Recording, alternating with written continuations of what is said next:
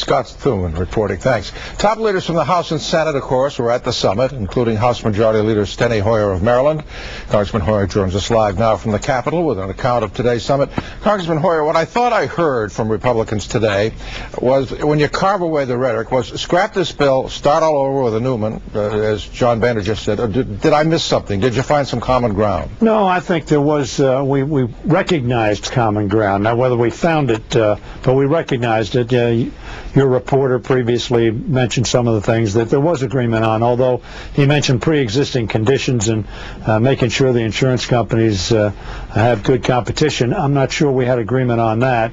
We've included precluding the insurance companies from not giving insurance for pre-existing conditions. But it was, Gordon, an extraordinary event. I can't remember a similar event where the President of the United States sat for essentially 7 hours with 30 members of Congress equally divided between Republicans and Democrats talking about a single issue. I just can't remember that happening before. It was civil for the most part.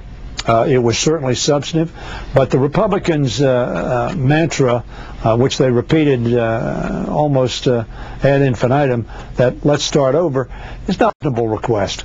This debate has been going on for a long time, and in fact, I pointed out, Gordon, at the beginning of the morning that both President Obama and John McCain, who was seated at the table, who was the Republican candidate for president, said they wanted to pursue reform that covered every American, and that is that's John McCain's phrase.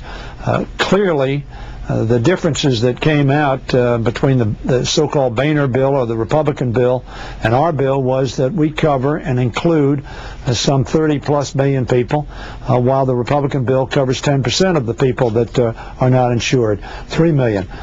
Clearly, that the differences were on whether or not we were going to make sure that Americans had the protections they need with respect to the insurance coverage and with respect to the accessibility of insurance to all Americans.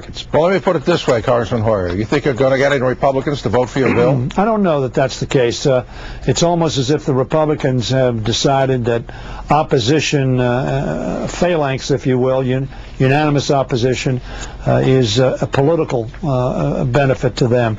I think it's not, because I think the American people, when you go through the individual items in our bill, do you think that we ought to have accessibility for all Americans? They say yes. Do you think we ought to preclude pre-existing conditions? They say yes. Do you think we ought to make sure that you can't be canceled because you get sick and your expenses go up too high? And they say yes to that. And there are a number of other items there. What they do say also is that the Republicans kept mentioning, which was accurate, that the American public have doubts about this bill. Now, of course, the President's put a new essential bill, or at least ideas for a bill, on the table that we're really focusing on at this point in time. But I think that we're going to move ahead, as the President indicated.